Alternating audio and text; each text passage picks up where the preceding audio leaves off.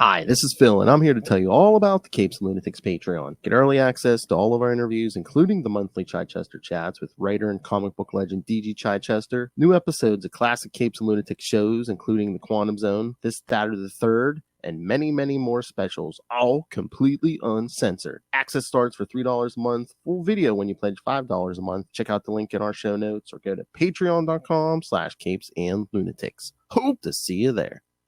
I'm here for Peter.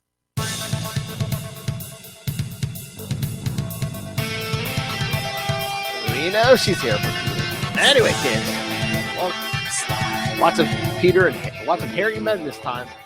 Welcome back to the Ultimate Spider-Cast. I am Phil, joining me, as always, Ken, Wolf, Wolf, and Hellfire. That lover of hairy men and Canadians, eh? Not so much. What? Not so much. Oh my. All right, kids. So yes, this time we're wrapping up our Wolverine coverage for episode 269. I guess we'll be covering the Todd McFarlane classics, Spider-Man 8 through 12.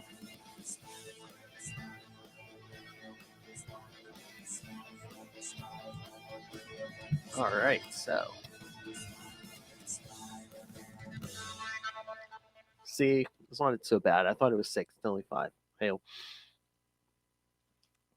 Well, you know what I say. Always do the 6 or the 9, or better yet, both. Oh, that's true. Oh, yes. Either do the 6 or do the 9. I was going to say, story of Lilith's life. Someone promised her 6 and only gives her 5.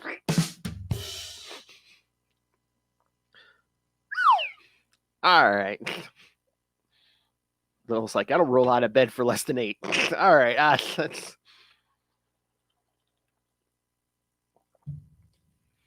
All right. So let's jump in. Hello? Okay. No, you're just not funny. It's okay. I know. If this thing was built on me being funny, we'd be in bigger trouble. All right. All right. So let's get to Spider-Man number 8. Well, Spider-Man number 8 from cover date March 1991. Perceptions, part 1.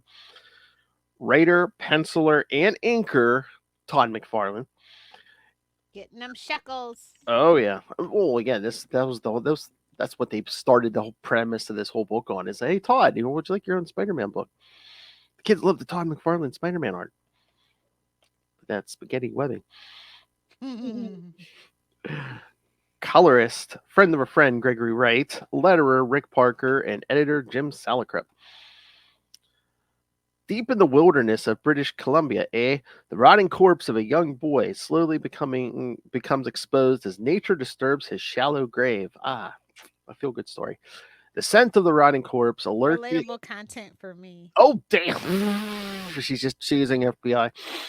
The scent of the rotting corpse alerts the attention of the Wendigo. The mythical creature pulls the mutilated body out of the ground. Wendigo. Wendigo. I don't know, like a week or 2 ago? You might want to go to the doctor at that point. It lasts more than 4 hours. Last place I'm going is a doctor. All right. No. Until it turns purple and falls off. That's true. What a way to go. The mythical creature pulls the mutilated body out of the ground, cradling the body with an unexpected gentleness. The creature carries the boy out to the highway leading to a nearby town. When a car comes up from behind, it startles the beast and it lashes out, smashing the car to pieces. Is it Hulk? Whoa. What's he doing in Canada? Smash it. Frightened, the Wendigo lays the body onto the ground and flees back into the wilderness. When the authorities find the body of the boy, he is identified as 11-year-old Daniel Newsell. Eyewitness accounts create a media frenzy among the throng of reporters that descend upon the quiet town of Hope is Annie Brooks. Brooks learns from Chief Inspector Karn, the RCMP's media liaison, that this wasn't the only missing child to go missing and turned up murdered. With a Bigfoot monster on the loose, local hunters have been rushing into the woods to try and capture and kill the beast. This takes a heavy toll on the local wildlife. As the media presence and hope grows, the story spreads across Canada, and eventually the press in the United States begins picking up the story. Later, in New York City, Spider-Man has just whipped up a mugger and listens to his bogus story about trying to sell a knife to an old lady. He tries to get the mugger to confess, but he refuses. The entire process takes an hour, long enough for Spider-Man's webbing to dissolve, sending the thug falling into the garbage-strewn alley below. Where he belongs. Exactly. The fall knocks the mugger out, so Spider-Man heads off, leaving him to the authorities. However, the attempted mugging has slowed down his return home. When Spider-Man returns to his apartment in Soho, he discovers that his wife Mary Jane has fallen asleep while waiting for him. He's like, "Oh no, I'm in trouble." Then he's like, "Oh, she's sleeping." Woo! That's even worse, actually. I know. Just so you guys know. I know. The next morning, You Peter didn't dodge the bullet. You're getting a knife to the throat in the morning. oh my. Dating tips with Lilith Hellfires. Step 1, don't let her fall asleep. Hangry. You say angry or hangry? Both. True. Next morning, Peter gets a call from J. Jonah Jameson at the Daily Bugle. He tells Peter to pack a bag as he's being assigned to take photos of the Bigfoot story. Jameson would not waste money on this, but okay. We're just going to let that go. I don't know. Is he hoping for another Hulk story? Because remember when he sent Peter to, wasn't that Canada? Yeah. For the Hulk? Yeah. Oh, good afternoon. A big wash and nothing. Good afternoon. I mean, at least Peter fits right in because all the pictures of Bigfoot are blurry. No matter how good technology gets, to this day in the year of our Lord 2024, we still get blurry pictures of Bigfoot. So I don't know. Pete fits right in on that account. You know what they say about mythical creatures with big feet? Well, Lilith Hellfire's favorite. No, that old adage actually doesn't hold up. Oh my! But I'll tell you like the old Jeff Foxworthy joke. If he's got big hands and big feet and a big nose, he better have big meat because that's probably one weird looking motherfucker. Thank you, everybody. I'll be here all week. Oh my! Can you tell I'm a '90s kid? That's a Jeff Foxworthy. Yeah. I was waiting for it. You might be a redneck. No. See, that wasn't even his best stuff. If you know, you know. Yeah, I know. Peter doesn't like the idea of leaving his wife again so soon. Yes, angry, but needs the money. Soon he packs a bag, takes a flight. He's tired of Bruce paying his way. Wait. Watch your mouth, Lil. Oh, sorry. Oh, this mother forker comes on our feed half the time and's MF and everybody. No, there's children around. I'll simmer down. Oh, you monitor what your kids watch, unlike certain somebody's, Ray.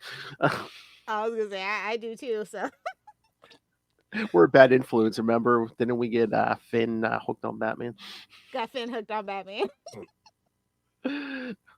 Ray's like, I don't care if you swear, just don't talk, don't say the B word.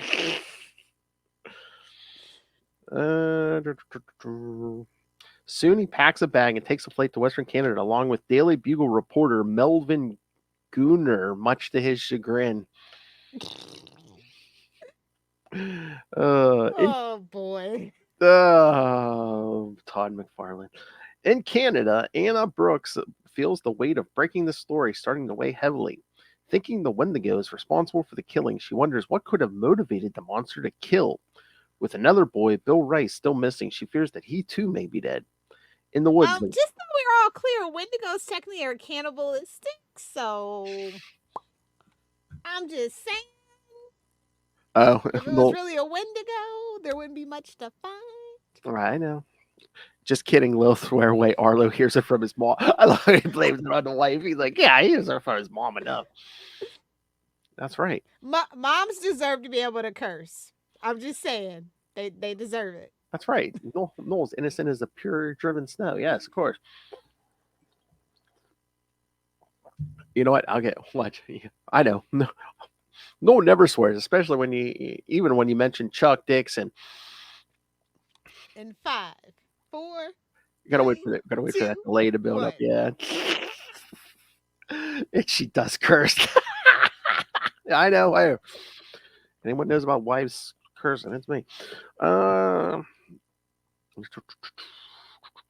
Wendigo, but not far away, an RCMP search party come across the mutilated remains of a race boy. Royal Canadian Mounted Mountie. There you go. mounted police. There we go. Yeah, there we go. Yes. We're on a little bit of a delay. Testing, test. He says, I don't swear for the kids. Oh, they're very good. Yes. Neither do I. I love it's just words. Jeez. Cheese and rice, no. Cheese and rice. F signal of doom mask on Chuck Dixon.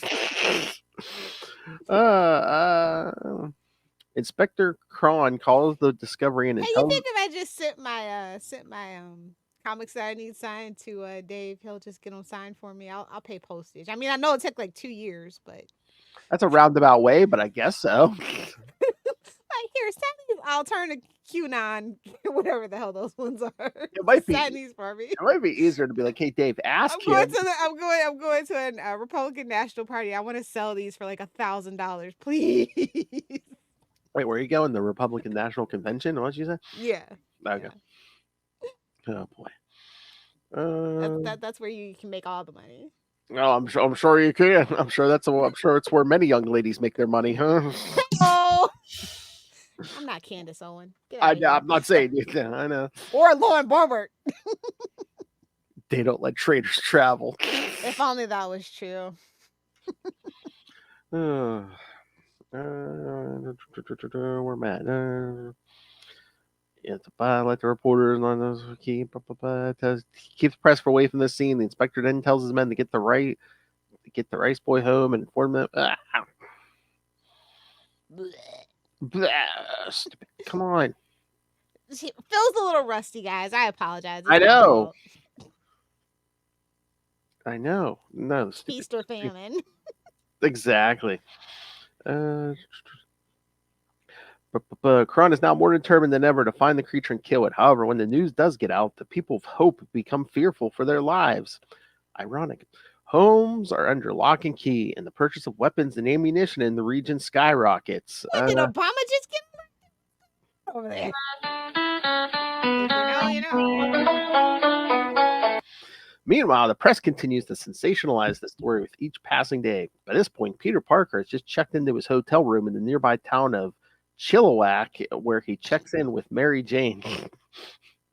After confirming that things are just as horrific as the papers have stated, Peter tells his wife that he's going to get some fresh air and goes out web-slinging as Spider-Man. Babes, like, come on, it's so... he's not even trying to hide it at this point. Well, he claims he don't want Spider-Man to be seen, but he's web-swinging. I'm like... And what I love is Chilliwack's a real city in British Columbia, too. It's really pretty, actually. It's surrounded by a bunch of mountains, and they have, like, this really cool water park. Yeah. Those are the days. Those are nice. Days. It has now been 9 days since David Newsell's body has been found, and the people of Hope are still gripped in terror as the Wendigo is still on the loose. A group of hunters are out hunting for the creature and come across a wolf stalking the area. Before they can shoot the innocent creature, someone jumps them and knocks them out. A single word is carved into a nearby tree as a message to the others. That word is stop.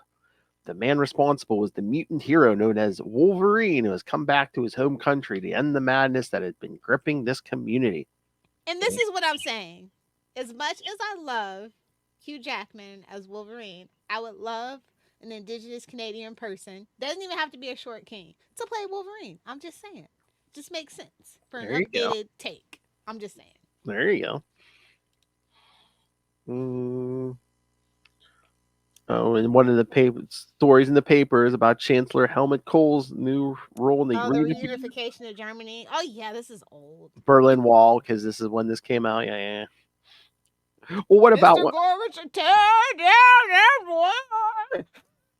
what about when Peter tells Mary Jane? It says hopes Mary Jane will tape The Simpsons and Twin Peaks. Tape. Hey, babes, analog is the best way to go. I know, but that's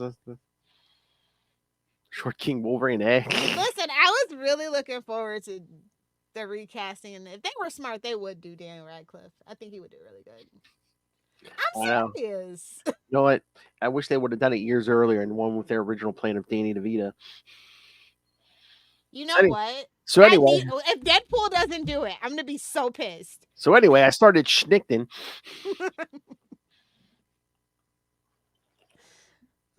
Noel said he taped. I'm sure I have some tapes of The Simpsons. I don't know about Twin Peaks. Twin Peaks wasn't really my jam. I'm more of a Fargo kind of girly. Oh my. All right. So thoughts on this first one, Lilith, or should we get to the next It's one? a long-winded setup. That's all I have to say. I know. About it. That first one is set up. It's like, geez. I mean, you knew he was gonna tease us anyway, but like, geez, like I had blue balls at that point. Wow. Yes, Taxi, Danny DeVito would have been great. Oh yeah. I used to watch that show in syndication. It's good. They don't make them like that anymore, thank God. Oh my god! Hey, we're just lucky. I mean, you're asking for a short king. We're lucky Tom Cruise didn't do it in the '90s. Wow. Wow. Well, would have been that. He wouldn't have wanted to play somebody that was short, though. That's the whole. That's thing. true. Or else he was gonna play Iron Man. We all know Tony Stark. That's who he was. Wanting to be. Or I think he said he would even settle for Doctor Strange. Oh my. Yeah, some weird interview I was watching a while ago. All right. Well, Spider-Man #9 from a cover date April 1991. Perceptions Part 2. Same team. Half of which you gotta say it, Jim Selick. You gotta say it. The editor Jim Selick. With a series kind of like Alex Savion. All right, let's start this second heartwarming tale with a series of child murders and sightings of the Wendigo in the area of Hope, British Wait, why did we pick this for this 269th episode? Well, it was Wolverine month, and again, Todd McFarlane. That's I know, man. We got robbed of the. We got. He's McFarlane's not even. McFarlane's not even doing a lot of Mary Jane in this story. It's like, wait a minute. I feel ripped off. But I do like this cover. This is a great cover. I would love this as a poster, actually. Well, Texas, obviously, but yeah. Yeah. Or, oh my God, that green background, if you can make that black light. Oh, yeah. Oh, yeah. Hold on. I'll see if I can get it up for... Hey-oh! Fortunate enough to follow us on YouTube. The entire town is in a state of fear. Hunters have come to the woods in droves where they have been shooting everything that moves. This has brought the mutant hero known as Wolverine to the area. Confronting a hunter, Wolverine easily disarms the man and threatens to kill him. There's our boy. When a hunter begs for mercy, the feral mutant points out that he didn't give that sort of mercy to the animals he had hunted and killed. There's the cover. See that, Noel? Yeah. See? Make that Wendigo, green Wendigo in the background. Yeah, black light. Yeah. Like totally groovy, man. Smoke a doobie, bro. It was 91. I was surprised that wasn't like foil or something. Not for a miniseries. They kind of didn't really do that. You know what I mean? Like it was like a 5-part special. Or it had to be divisible by like 25 or something. Yeah. Logan decides to spare the man so he can spread the message that he will not allow any more deaths. As the hunter flees, Wolverine decides to make sure he stays true to his word. When the hunter returns to his vehicle, he finds a reminder of his promise carved into the side of the wagon by Wolverine. The following morning, Peter Parker is comparing notes with reporter Melvin Gooner over breakfast. Peter's disturbed by the fact that Melvin enjoys putting ketchup on donuts. They're Canadian. What do you want from them? Do people put gravy on their French fries? Poutine is disgusting.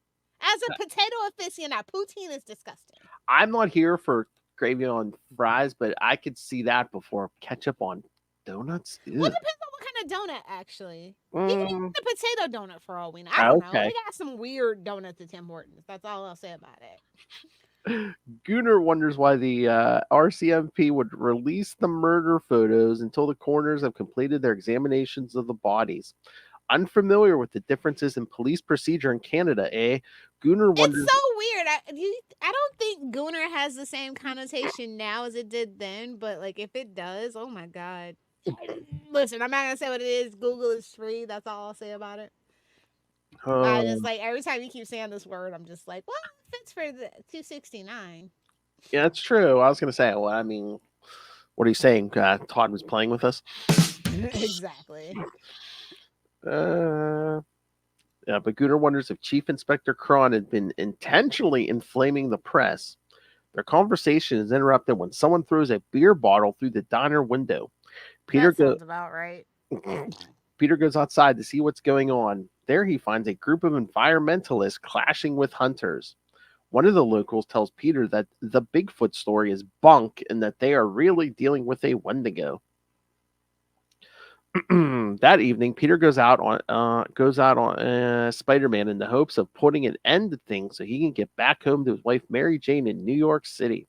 Because you never know what she's up to when she's left her own devices. Those friends of hers. Oh yeah, Bruce and stuff. Yeah, everyone loves cocaine. Not even that, just her friends that are like drug addicts and. Oh, well, yeah. And again, we always have to worry about Bruce. Batman, my favorite character. F in the chat for Ray Sanity. Hey, he's a sanity. He has his own gaming channel now. Ray plays games where he plays with himself. Okay, that's the new bingo card, by the way, guys. So. Oh, definitely. Oh, yeah. See, is all publicity good publicity, Ray? We'll find out. The wall crawler goes to the local RCMP detachment where he spies on Chief Inspector Cron. He overhears him arguing with reporter Annie Brooks, the reporter who first broke the Bigfoot story. She has come to accuse Cron of leaking out information to inflame the situation in the area. The officer denies the allegations and orders her out of his office. Finding this all interesting, Spider-Man decides to follow Anna to learn more about her accusations. After Anna's gone, Cron picks up the phone and demands that someone get Luke Thorpe in to see him right away. Meanwhile, Spider-Man has changed back to Peter Parker to meet Anna Brooks to compare notes. When he tells her how he heard that the Wendigo is responsible for what happened, she's interested and agrees to go for coffee to talk. Uh-oh. When Anna wonders how the families of the victims could bear the situation, Peter says he can relate as he once lost someone close to him. Floating head of guilt. It's been a minute. Oh, he mentioned. Oh, yeah. He heavily implies a bridge, kids.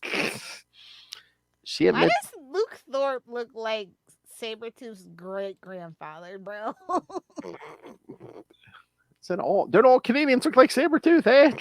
No, actually not. I know. Actually, yeah. No, not at all. She admits maybe over in Saskatchewan or somewhere over there, but not, British Columbia. No tea, no shade. I love all the provinces, just some more than others. Some Canadian provinces look like Kentucky. They're either hairy or they got those flapping heads. And big little eyes, yeah. Hey, what do you think is worse, Australian puberty or Canadian puberty? Oh! Go Gabba Gabba, indeed. That's a South Park reference, guys. Man, that's strange. She admits. Oh, did you see I'm wearing green today? I mean, it's only like 2 days, and it's still 2 days before St. Patrick's Day, but I didn't want to get pinched. I've never been pinched for not wearing green. Well, I wasn't worried until I saw that episode with Butters. Oh, no. She admits that while the story is horrific, she has a duty to report the events. She hopes that Peter's Wendigo theory helps boost the story further. As the two continue to talk, the Wendigo sleeps peacefully in the woods. I like that song. That evening, Wolverine investigates the spot where the first victim's body was left. Among the scents he detects, he discovers the Wendigo and begins tracking the creature's scent in order to determine if he was responsible for the murder. However, as he enters the woods, Logan discovers the scents of even more victims that have yet to be discovered.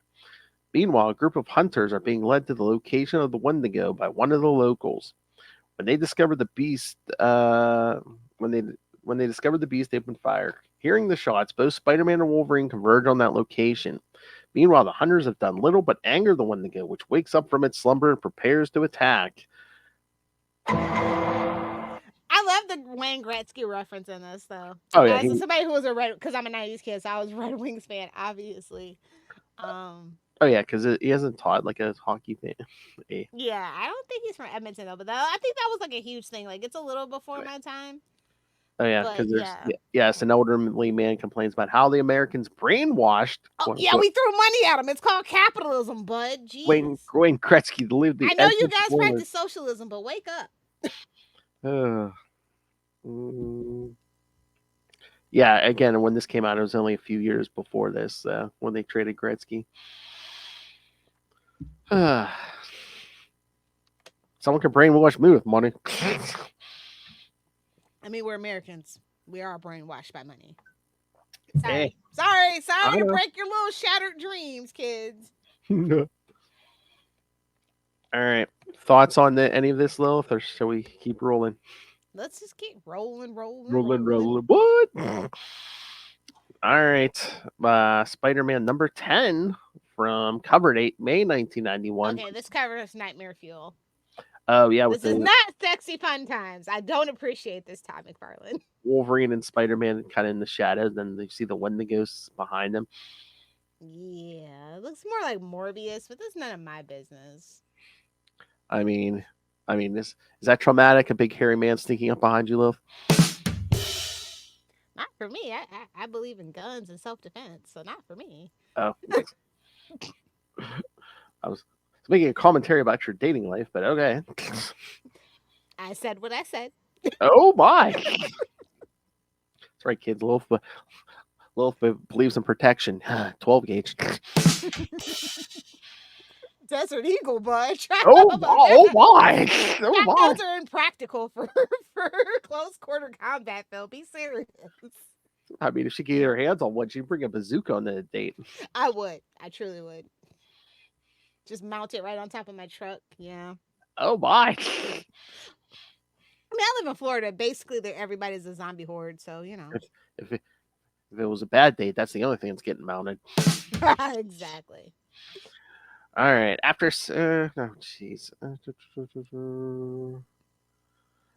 Again, they keep going into the child murders at the beginning of every synopsis here. All right. While stalking in the woods, Wolverine hears a group of hunters trying to shoot the Wendigo, enraging the creature into attacking them. The monster fights off the attackers, and all flee except for one.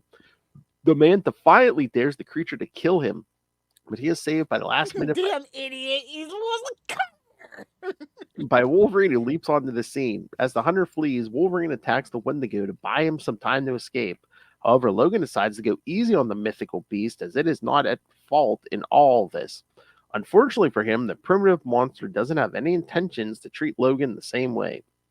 At that moment, Peter Parker answers the door to his hotel room to find his co-worker, Melvin Gooner, in an excited state. You definitely don't want a Gooner in your hotel room. Melvin Gooner, hold on, his co-worker, Melvin Gooner, in an excited state. Yikes. He tells Peter, you know how many Gooners are on Lilith's Just For fans? He tells Peter that some hunters had just had an encounter with the Bigfoot monster and insists that they hurry up to Hope in order to confirm the sighting of the monster. On their way up, Peter confides that he had gotten tired of this story and how all the misinformation surrounding it appears to drag it on longer. And 30 years later, here we are, still doing the same thing. Don't talk politics on the internet then. Don't talk anything on the internet now. Everything's politicized. It's sick. True. It's like, man, I just want to make dick jokes and talk about superheroes, guys. Calm down. Yeah. Oh, God. It's bad enough I got to flee in January 2025 so we don't get a repeat. January 6, 2021. God forbid they make poor Morph non-binary. You know, it's part of the woke agenda. I just wish we could go back to the days where when Catwoman was black and Joker was Mexican, nobody batted a freaking eyelash. You just We've paint taken right, so far into madness, bro. just paint right over that mustache. No one Exactly. batted an eye. You can't even unsee it once someone tells you to. You're just like, oh man. I know. Well, back in the woods, Wolverine is slowly losing the edge in battle as Wendigo savagely batters him around the area. While in town, the hunters tell a swarm of reporters about their encounter with the monster, leading to more grisly headlines. By this point, Logan is beginning to lose his temper and is about to give in to one of his trademark berserker rages. However, sensing Wolverine's animalistic nature, the Wendigo stops dead in its tracks. After a tense moment, That is want to mess with the little short. He's a angry short king. We gotta go. We After- gotta go. after a tense moment staring each other down, the Wendigo flees back into the woods. Soon, Peter Parker and Melvin Gunner arrive in Hope, where reporters are still questioning the hunters. You Peter can just tell- call him Melvin G. Stop saying Gooner. It's making me want to vomit, bro. Okay. Peter tells Melvin that he is going to the police station to see what he can learn there. On the way, he is approached by Logan, who tells Parker that if he wants to solve the situation involving the Wendigo, he should meet him a half mile due north. Peter changes into He should Spider-Man. have just said half a click then. whatever those weirdos say. Well, we probably want to make sure Peter understood. He's like, wait, what? Peter changes into Spider-Man and heads off to the meeting place, intending to check with the police and Melvin the next day. The wall crawler is concerned with being seen in Canada as it could potentially compromise his double identity. Oh no, gee, don't say. Well, I mean, I don't think if that book Webbs didn't do it, I don't think anything. I don't know. He wants this to end quickly, unlike the pointless battle he had with Calypso recently. The first 5. Spider-Man 1 through 5. Mhm. That was rough. When he arrives at the, Scroll way down, I'm pretty sure. you think we would have liked the story with a half-naked woman drawn by Todd McFarlane, but yeah, it was kind of rough. Brutal even. Scroll way down. I mean, that was like, oh my god, within the first couple months of this Yeah. podcast. The easiest Keep way. scrolling. The easiest way. Check out the playlist on our YouTube channel. What are you? Look here, old man. YouTube is dead. I know, but everything's all organized in playlists, so it's the easiest way to find it. When he arrives at the meeting place, Spider-Man finds that Wolverine is in no mood to talk. Seeing that Wolverine is wearing his old yellow and blue costume, Spider-Man is told that his usual orange and brown costume was ripped to shreds during his last encounter with Wendigo. Sounds like more like Incredible Hulk? What? No, Wendigo, I think. Wasn't it? Wolverine tells Spider-Man that he has come to stop the killings of both children and animals in the area. Although everyone thinks the Wendigo is responsible for these murders, Logan is most certain that it is not, thanks to his enhanced senses. He explains they went to the highway where the Wendigo dumped one of the victims. His enhanced senses allowed him to determine that the boy was buried elsewhere and that it was an adult male human who killed the boy and buried him in the forest. Duh. He then tracked the Wendigo and found the carcasses of the monster's recent kills and determined them to be deer. Wolverine's theory makes sense to Spider-Man as he had been investigating the idea that the RCMP had been leaking information out to the press. The wallcrawler suspects that someone is intentionally working up the press to further frighten the locals into jumping to the conclusion that the Wendigo is responsible for the child murders. The two decide Trafficking cover-up. Exactly. The two decide to work together. The two decide to work together and stop the real killer before things continue to grow out of control. But yes, the yellow and blue costume first appeared in Wolverine's first appearance, Hulk 180, and then he wore that until X-Men 139. Yuck. I hate that suit, to be quite honest. But the yellow and blue? Yeah. I mean, it's like, what, you go to University of Michigan? We get it. Branding. Boo. Boo Big Ten. Boo Big Ten. Oh my. The cover of this issue is one of the 21 that appears in the comic gallery from the Sega CD version of the video game The Amazing Spider-Man vs. the Kingpin. Yeah. Looks like no Sega, boo. Well, I mean, Nintendo owns Sega now, so it's all good. Yeah, I will say, I think the Dreamcast was the best console ever made, but it just was really marketed poorly. Really poorly, actually. All right, ready for the next one? Let's do it. I don't know what's going on in this cover. Get a little panel of Spider-Man. It's almost like, oh, wait, we got to get Spider-Man on this cover. They're like, they're like, did you forget somebody? He's like, I got it. I'll just pencil them in.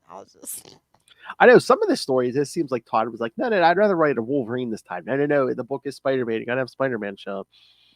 Oh, fine. I don't know. I would never get tired of writing Spider-Man. I don't think. But Me neither. Like in this particular time too, where like anything goes. Like not now, where it's like, oh yeah, you got to do 4 crossovers a year. By the way. Oh yeah, back in the day. I mean, again, they'll still let you do. They would let you do anything with Spider-Man. You know, street level stuff, or you want them to team up with someone to have a cosmic thing. Yeah, go ahead. Cosmic clones, amnesia. Mm-hmm. Anorexic teens, you name it. Dropping blondes off bridges. I mean, that kind of just set the standard, honestly. Yes. And of course, from day one, who is one of his greatest foes? Superior Puss.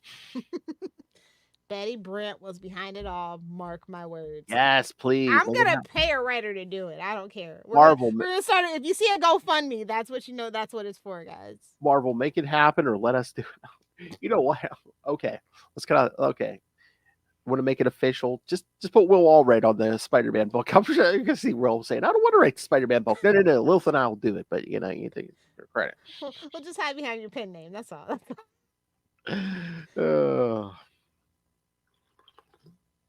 Sorry, kid. I can't get you the Green Lantern book yet. All right. Spider-Man number 11, cover date June 1991. Perceptions Part 4. Same team. Again, literally half of it, Todd McFarlane. It's been 10 days since a string of murders around Hope, British Columbia. Well, what? 3/5. Oh, well, I was counting the editor. Yeah. And the town is very on edge. Things have been spiraling out of control thanks to sightings of the mythical beast known as Wendigo. Wolverine and Spider-Man are in the region investigating the situation. Yeah, we know this. Spider-Man swings. It's a recap. I mean, I know. Comic books far enough. I know. But the synopsis doesn't have to recap it. Spider-Man swings back into town where he changes back to Peter Parker. Have you met these kids? Yeah, you kind of do. Yeah. No attention span. Where it changes back to Peter Parker so he can meet with reporter Anna Brooks, the woman who first broke the Bigfoot story. He tells her that the Wendigo is not responsible for the murders, a revelation that Anna has a hard time believing. This upsets her because this is her big story, and she didn't figure Peter for being like the other reporters, sensationalizing the stories in the press. Despite the fact that he insists that he is telling the truth, Peter can't reveal his source and has no evidence to support his claims just yet. Oh yeah, Peter Parker doesn't sensationalize anything. He made his whole name on Spider-Man. Okay. Yeah, and he has no morals, no ethics. I'm just saying everything. He'd be a bad guy if Uncle Ben was alive today. I'm just saying, Mark. Every story is sensational. It's like, okay, oh look, this guy in a colorful costume. Same thing with Superman. He don't get a pass either. Oh my! Although he is strongest. No journalistic integrity to be seen anywhere. But he is strongest. Anna tells him to leave, but Peter points out that some of the facts. I just might let Hulk have it. I don't know. We're gonna see how James Gunn goes. If James Gunn f's it up, then Hulk can be the strongest comic book character, and I'm just gonna leave it alone. I just need that drop of you saying, I might just give it to Hulk. Smash it. Oh my! That's what she's looking for, boys. To be clear, Buffalo Hulk. Oh! Just to be clear, so there's no. Are you saying no tea, no shade towards Lou Ferrigno? I'm just preference. Are you saying? Well, again, you like him young. Well, Not that Ruffalo's young, but oh my God, Ruffalo can get it. But Peter points out some of the facts don't add up. He explains that the Wendigo doesn't change his habits, yet the murders were inconsistent. Then there is the fact that the forensic reports have been delayed despite the leaks to the press. Growing frustrated with Anna, stupid screen, keep jumping. Oh, that's what happens when you have a Mac. I'm on the iPad. iOS, whatever. Yeah. At least it wasn't an update every 2 seconds.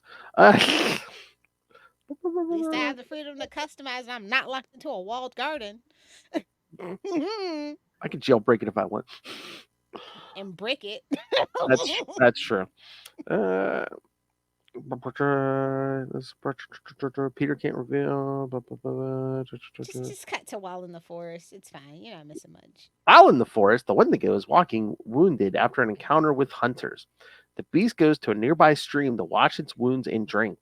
However, the mythic creature passes out, falling face first into the stream. The Wendigo is found by Wolverine, who vows that someone is going to pay for harming the innocent beast for the murders. Meanwhile, Peter Parker is changed back into Spider-Man. Unable to get through the Anna, the wall crawler decides that it's time to go to the RCMP with what he It's time to knows. start whipping around. But there's no tall buildings. It's just all mountains and trees. I But know. I love how he's like, "Oh, I'm going to swing high so no one sees me." Meanwhile, how big? like, How tall are those- where? I know. How tall are those You're buildings? in Chilliwack. You're in Hope. That's like literally Mountain Town. Like, no, there's nowhere for you to thwip. Sorry. The tallest building is probably what, 4 stories?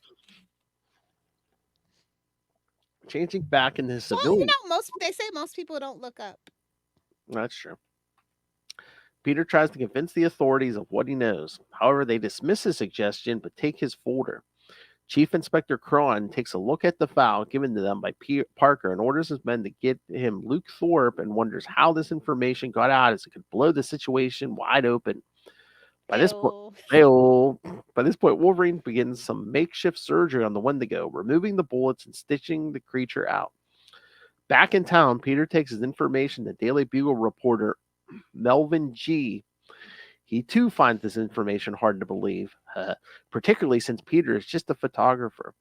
A bad one at that. It's canon. It's not my fault. I It's know. Peter is angry at G's inaction and decides to keep on pushing forward because he doesn't have a career that is in jeopardy by shaking up the narratives of the reporting. Meanwhile, Luke Thorpe meets with Inspector Cron to discuss the recent development. He explains the situation. Thorpe has figured that a human being was committing the murders and knows that the inspector is only concerned about his career. You know what I need? I need an update to this story, a modernization where it's a bunch of true crime podcasters running around that town trying to solve it. Yes. Oh my God, that's what Peter needs to do. He needs to work for Jameson's podcast. Hello. He's gonna have to get better skills because point and shoot cameras just don't cut it no more. Exactly. You're gonna have to learn how to work a Canon or a Sony, bud. Hey, come on, Marvel, make Spider-Man a podcaster. Come on. People finally know what podcasts are, so that's nice. The true unsung. After 20 years, they finally figured it out. The true unsung heroes. Come on. Especially those of us who aren't famous. These famous people just wander in and start a podcast. They're still not any good. Like, I know. No shade. I mean, if any of those famous people would like to hire us to work on their podcast, I mean, you have fun with that. Well, I can't be around famous people anymore. That's bane of my existence. Oh my! Well, I don't do PR anymore. Just saying. I mean, you can do it over. You can't just do it over online. You don't have to meet with him. They're very incessant. 9 times out of 10. Just saying. Okay. Thought you'd be used to that by now, working with me. Hey-o. Cron is not satisfied with the amount of time it has been taking and orders Luke to finish his mission within the next 2 days. By this time, the Wendigos regain consciousness and Wolverine convinces the creature that he is trying to help it. Wolverine explains that there is another body to find and he needs help to find it. Surprisingly, the Wendigo trusts its instincts and agrees to go along with Logan. In town, Spider-Man has exhausted all his resources and wonders what he should do next. The web-slinger has just about had enough with the whole situation, dealing with people more concerned with their careers than doing what is right. As he swings away, the wall crawler wishes his wife Mary Jane could be here to give him advice on what to do next. In the wilderness, Wolverine uses his tracking ability to find another dead body. After Logan pulls the body out of its shallow grave, the Wendigo becomes angry at the sight of the dead boy and howls in anger and sorrow. Okay, so what I don't get is all of a sudden the Wendigo's innocent. I know he didn't commit these murders, but I'm just like, isn't that the whole origin of the Wendigo, where it's like a person becomes the Wendigo when they practice cannibalism? Well, that's just one take on it, and I think, and I don't know, like it probably got lost in translation because it is an indigenous person's belief kind of thing. So I don't know. I think it's just a sensationalized version of things. I was just waiting for Lilith to say, "Who among us has never eaten a human being?" No, humans are disgusting. How would you know? How would you know? I just assume from the average diet of an average American. Like if you're vegan, maybe. Lilith's like, maybe I'd think about it. Lilith's like, no, definitely no Canadians. They taste like poutine. Exactly, poutine and maple syrup, my two least favorite things. I hate maple syrup. I do. I can't remember last time I've had maple syrup. All right, let's finish this off. Hail. I was 12 and it was in Montreal. It was disgusting. Oh my, that's a chapter in her book. All right, Spider-Man number 12, cover date July 1991, Perceptions Part 5, same team. All right, kids, strap in. With a serial killer on the loose in Hope, British Columbia, Spider-Man meets with Wolverine in the woods. He discovers that the mutant has brought along the Wendigo, as the mythical creature has been blamed for the killings. At first, Spider-Man balks at the idea of having the Wendigo working with them, but Logan insists that this is what needs to be done. Wolverine explains that he and the Wendigo found the body of another victim, and he asks Spider-Man to stay and babysit the monster while he goes into town to end this once and for all. Once again, all protests from the wall crawler are quickly silenced by the bellows of the Wendigo. Wolverine insists on going through with his plan since they have done it Spider-Man's way until now and it has solved nothing. To ensure the web-slinger complies, Logan threatens to expose Peter Parker's secret identity to the press. When Spider-Man tries to cover up the dead boy's body... It'll just get magicked away, so have fun. That's true. Yeah, I got my buddy Mephisto in speed now. Exactly. But when Spider-Man tries to cover up the dead boy's body, it angers the Wendigo. This prompts Logan to explain that he wants the dead body visible to force a confession out of the real killer. Oh, okay, hold on, just an update. So, some folklore says that Wendigos are humans get turned into Wendigos because they become overpowered by greed. So, that's a more traditional aspect. I thought the Marvel version was like you had to like practice cannibalism or something. I wouldn't know about the Marvel version. Wolverine assures Spider-Man that the Wendigo is no threat to them because it hasn't eaten flesh yet, and it will work with them because it thinks they are hiding from the hunters as well. Nervous when the web-slinger asks Logan how long it will take, the mutant tells him it will take as long as it takes. Was this a Lilith Hellfire date? No. Either you can get it done or you get the hell out. Thanks. Long, short, you're working on Lilith's timetable, kids. Spider-Man finally pushes Wolverine too far when he asks Logan why he should be trusted. Using his claws to punctuate the point, Logan reminds him of the 3 dead boys, hundreds of dead animals, and his own foul temperament are all the reasons to trust him. When Wolverine turns to leave, Spider-Man tries to pull him back with a web line, but is quickly cut by the Wendigo. Soon Wolverine is in town. He changes into his street clothes and begins using his tracking abilities to try and locate the killer. Just sniffing around, just... Nope, not it. Nope, not it. Well, I mean, he probably blends in better than Peter Parker. He's like, just not a little hairy Canadian guy.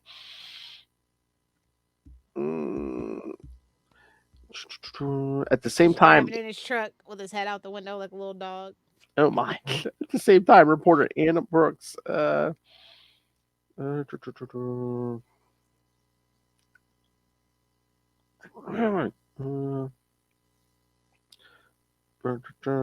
Brooks struggles to write her latest report on the Bigfoot killings. After writing a particularly sensational story, she deletes her story, disgusted by the tabloid style. She suddenly realized that she has grown tired of writing the same headline every day. The media continues to pump out startling headlines across North America. At the Hey, look who it is.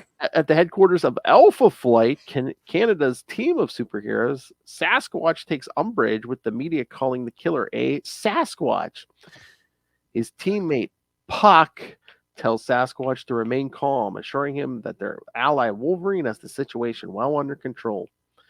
By this point, Wolverine Another Wayne Gretzky reference, by the way, during this whole thing. I told you, Todd's a fan.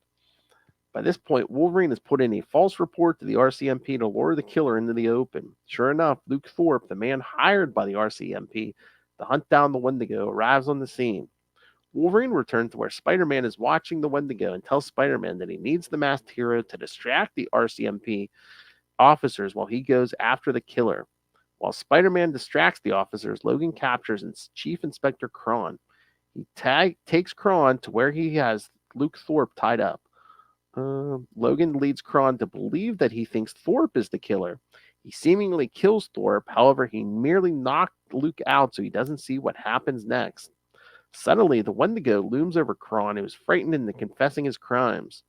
The RCMP officer admits that he killed the three boys, all runaways, because he had sexually molested them and then tried to cover it up by placing blame on the Bigfoot story.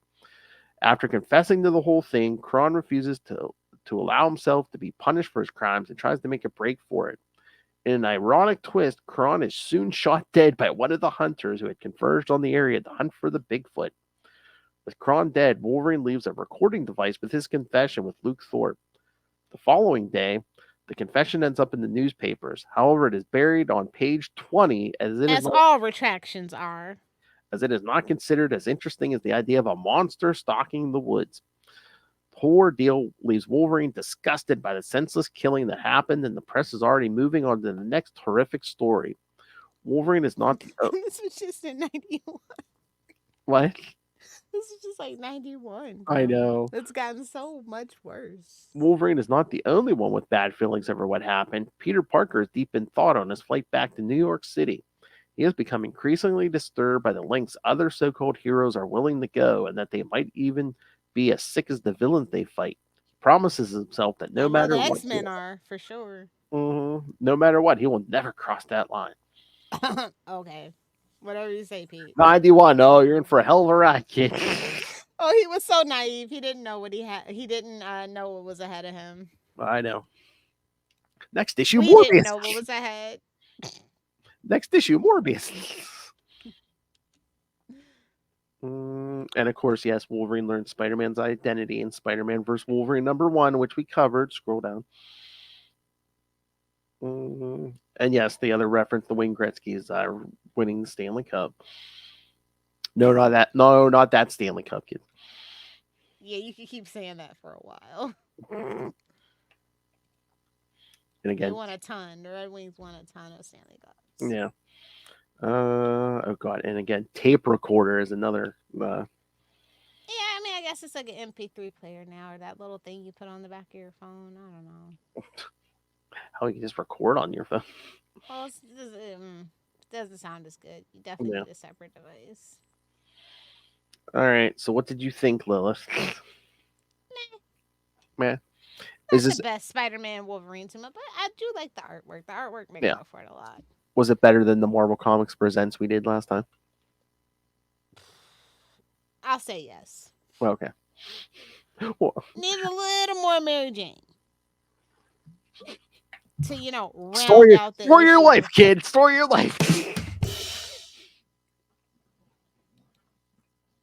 Her secret ingredient. It is. Fun times. Needs more Mary Jane. Scream it!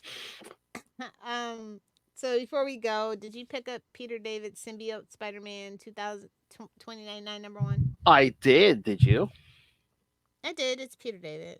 Yeah. I mean, he is the OG writer. He's the one who created the character. Yeah. So what did you think? I mean, it's kind of set up, but Yeah. I mean, I do like. I mean, he calls out some of his older stuff, and again, this kind of takes place like right after his original run, kids. So if you're fans of the original run, Yeah.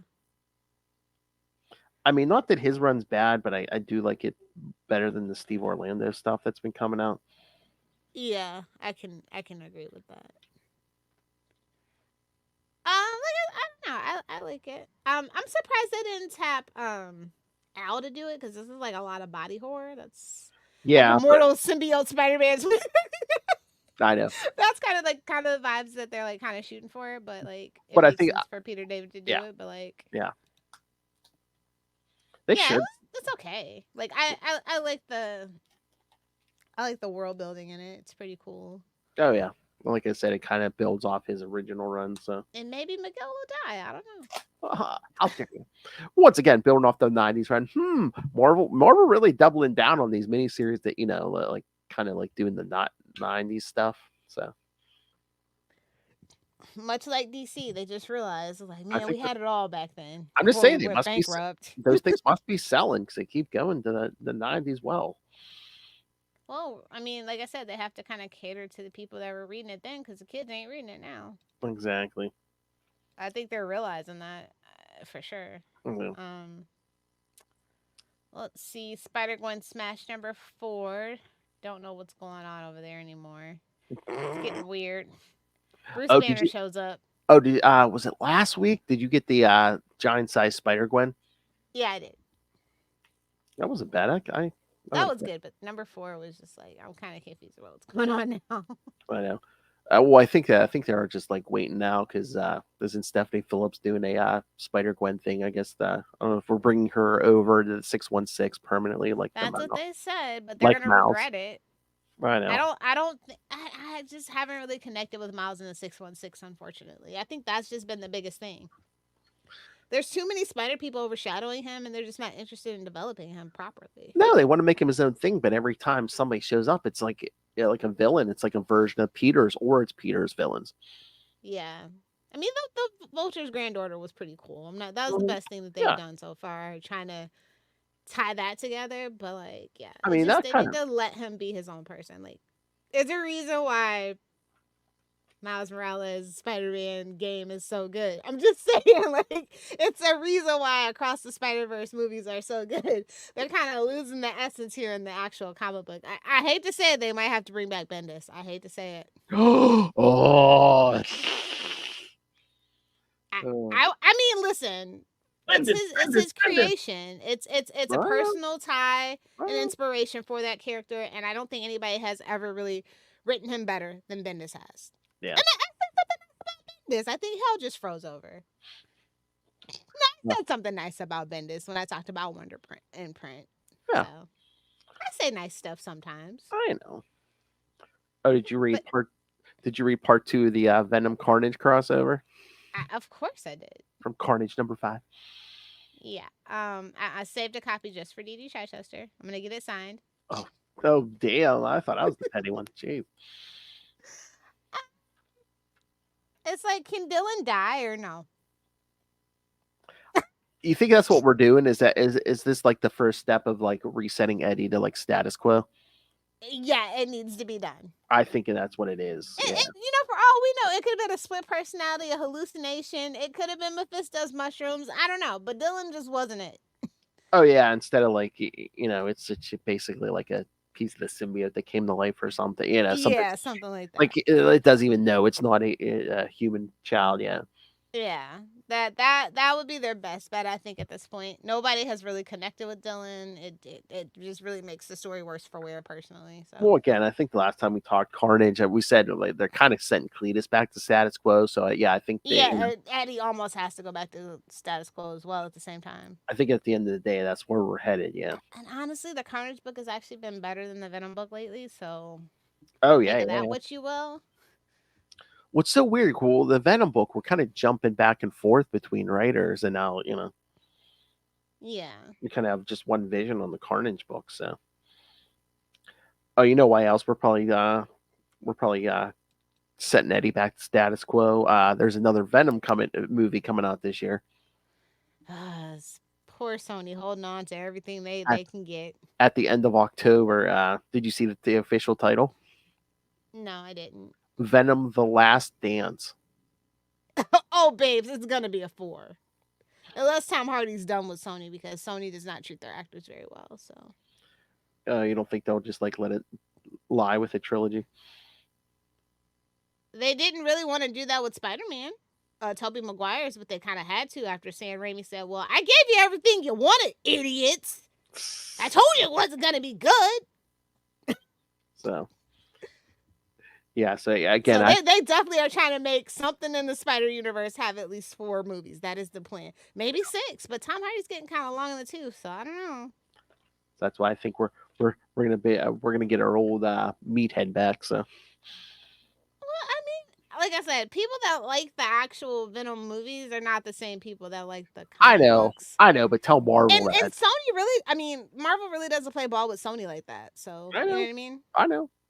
But even when they don't play ball, I swear they want the comics and the TV or movies to sometimes, but not all the time. Oh yeah, I mean especially if it's MCU. But do you think that maybe that's what it is, or are we gonna like kill off or end the Sony Venom, or is Disney kind of gonna integrate Venom into the MCU? That's what I'm saying. They almost have to, like, just to stay competitive. Venom is the best thing that they have, so they definitely have to make. They either have to reboot it immediately with another person in the lead, or they have to make a 4. So I don't think Sony's gonna let go of that. Mm-hmm. They cannot let those rights lapse for a second. For a second. Nope. Disney will be breathing down their neck. Gimme. Oh no, Sony! We want Uncle Ben and Venom. We know Venom will put. Our Sony will put anything out to keep those rights. Adam Webb. Oof. It was never. They should have just made a Julia Carpenter movie. I just don't understand. Oh my god! Did you see that? Did you see people online now are clamoring? They're like they want Sydney Sweeney as Power Girl. No.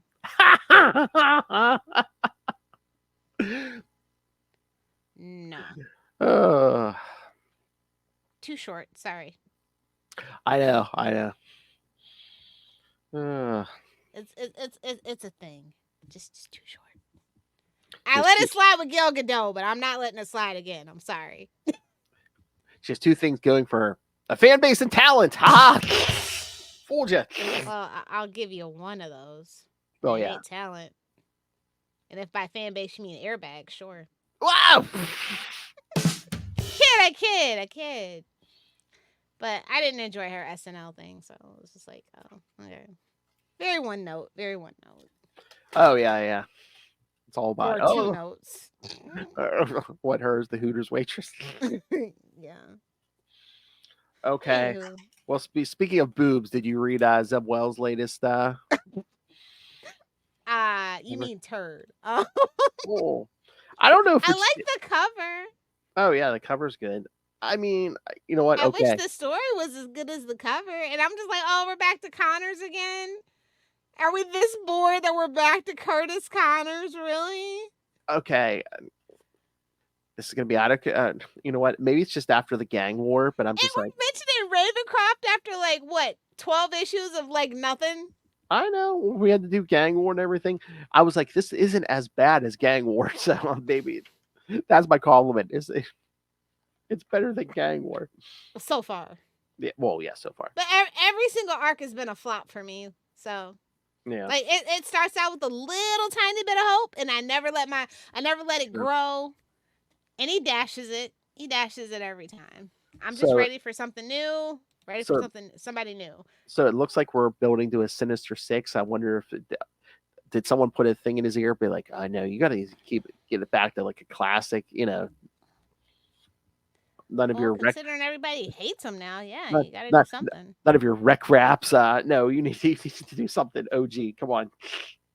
I don't think he can pull it off though. It's like it's all fine and dandy to do fan service, but it has to at least be readable. Oh yeah, I just like I have not been enjoying Amazing Spider-Man. Like it's wild. I mean, I think was this $5 book, and I'm just like every time I'm like, should I take it off? I'm like this close to taking it off the pull list, to be quite honest with you. but I did enjoy the art, like this guest artist. No, the art is amazing. Yes. Shout out to Cameron Canero. Like, yes. Yes. You know who it reminds me of? It reminds me of Netho Diaz a little bit. Yes. Yes. Yes. Which is a big compliment, Yes. actually. Oh yeah, we love Netho here. Yeah, I think we're solicits. I think we're building to. I think Norman goes evil again in 50. So. Jeez, 50. I think It feels like we should be at 100 by now. Honestly, that's how No. slow everything's been dragging out. Oh my god! And I thought I was holding out hope maybe Wells would be gone with 50, but like no. Then in the letters pages they're talking to like, oh yes, the stuff's coming up in 50 through 54. I'm like, oh god. Are we stuck with him till 75? Maybe even 100? Well, they let Spider-Man get to 100. That last volume, they only go to like 93, which was stupid. So stupid. Well, but it was because your stupid legacy numbering.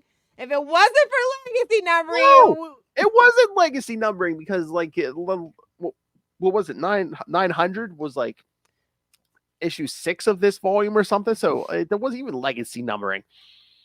Like I don't know. I don't have an excuse for it then. I blame everything on legacy numbering. Because some Wells had to really, couldn't wait to crap the bed. Yeah, I still don't understand. And we had to turn Ben into a villain. Chasm and Goblin Queen. I mean, the only thing that's you're on the right track, just not for Ben. You could have gave that to Kane.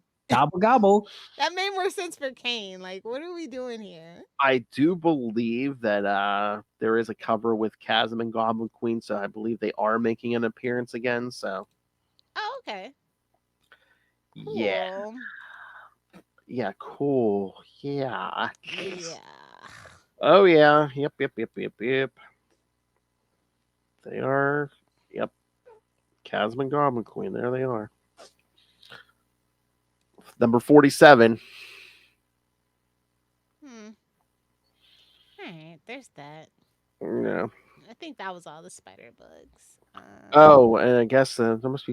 Is it a one-shot Web of Spider-Man #1? It said something about after the events of Web of Spider-Man 1, Chasm is on the loose. Oh, there was also a What If Venom, but I didn't read it. I haven't been getting those either. Because there was a one. This one was Wolverine. It must be if different heroes became Venom, because there was that one. I think there's a 2. I think I saw a solicit for 3. Is it like Doctor Strange or something? Yeah. So once again, I'm probably gonna get the trade because I haven't been hearing good things about it, but I like Venom and I like the What If concept. Yeah. So I just don't want to spend all that money at once. How have we done that? I do want to shout out something non-Spider-Man though. Sure. Black Widow and Hawkeye #1 came. Oh yeah, I got that. Yeah. With Stephanie Phillips. So if you haven't picked it up, and it's also, it's it. I liked it a lot. Actually. I liked it. I reached out to her to see if she wanted to talk about it. I haven't heard anything. She did some Rogue and Gambit, if you're not familiar. She also did some Capwolf and the Howling Commandos, I think it was. Yep. And she also did that weird Captain Marvel Dark Tempest stuff. And I think she did some Star Wars. It might have been Bounty Hunters. So yeah, she's been all over the Marvel place. So, but the Rogue and Gambit was really good. And I feel like Black Widow and Hawkeye kind of give the same vibes, but like platonically, Yeah. I mean, it's tangentially related. I mean, she has a symbiote now. Yeah. Still. Yeah. They're like, well, I guess we'll just make her a spider person after all. All these years. It only took 6 years to make her an actual official spider person, despite like the Black Widow name. I was gonna say, yeah. With the emblem on her outfit and everything, and it's just like such a missed opportunity. I was like, you hooked her up with Daredevil first? Like, just Hey, she like. I mean, no tea, no shit. I love that. She likes them pretty and stupid like you. Let's see, who's her ex-boyfriends? Hawkeye, Daredevil. Yeah. All right. So I think that was it. All right. All right, let me pull up the schedule here. I know next episode, the Bad Babysitters Club will be back as we talk more The Wolverine. boys are back in town. As we talk more Wolverine from Scarlet Spider 17 through 19. Yikes. Kane and Wolverine. Yeah, I was like, talk about tangential of a tangential. What? He's a Spider-Man clone. He's a spider person. All right. Girly. Oh my god. All right, Sid. So next time, oh yes, I picked some good ones for my birthday month. April Fools, babies. All right, so when Lilith returns, week 1, we'll be doing Amazing Spider-Man 198 through 200. Oh, okay. And then week 2, we'll do Web of Spider-Man 49 and 50. Yay. Week 3, Spectacular Spider-Man 155 and 156. How did Tombstone break out of jail back in the 90s? And we'll wrap it up with Lil's favorite Puma from Spectacular Spider-Man 171. Puma, Phil. 72. Puma. Oh, that's right. Yeah, you get an extra week next month, kids. Ha ha. Yes, and then we'll wrap up March, me and the boys, with Superior Spider-Man Team Up number 2 and Scarlet Spider 20. When Kane met... Use the superior push strap as often as possible. Oh, I will. That and the Batman drop. All right. Send us your thoughts on all of these or this episode's Todd McFarlane cheerful tale of child murders and molestations. Email us. Email us, CapesandLunatics. McFarlane's a sick puppy. I mean, don't respawn if you're offended, bro. Exactly. CapesandLunatics@gmail.com or call the voicemail 614-382-2737. Although there's 15 new Spawn books to get into, so you know. Oh my lord, I know. We'll talk about that next, Capes. Or Salty and Petty remind me. Okay. 614-382-2737. That's 614-38-CAPES. Find all things Capes and Lunatics episodes, social media, merchandise. Buy a damn t-shirt for gosh sake. And of course, you can rain random money on us. As Lilith Hellfire loves to remind you. Make it rain. And of course, the Patreon, where you never know what we're going to be talking about. AVNs, Lilith Hellfire's conspiracy theories, and so much more. So find everything all in one place. Do you want to know why birds aren't real? Well, you're going to have to pay to be a patron to find Oh out my. why birds aren't real. Just pigeons, specifically. Do you want the truth about so much of our world? You gotta pay, kid. It's like the Do you evening want to news. know how to square a circle? More vicious and brutal than ever. Tubespace.io/Capes and Lunatics Podcast Network. That's tubespace.io/Capes and Lunatics Podcast Network. I love it. All right. Fine. And you can find Miss Lilith Hellfire on the Facebooks. Like any good granny, of course. That's right. With her pictures of puppies and rainbows and cock-a-doodle-doo. No. Don't want to put that expectation out there. This isn't Twitter. Oh yeah, anything goes on. Just Twitter. read a news story, just random porn. Like, what the hell is going on over there? Oh, you can put- Elon, who would use a social media site by Elon Musk? There's nothing to get wet about anyway. All right. Our whole family can suck it.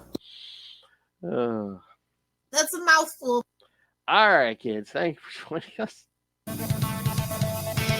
Again, next week, the boys will be back. And then in 2 weeks, Lilith returns as we start April with our review of Amazing Spider-Man 198 through 200. Save me. Mysterio, Restful Nursing Home, bootlegging. But until then, swing on back. Thwip it good. Gooner.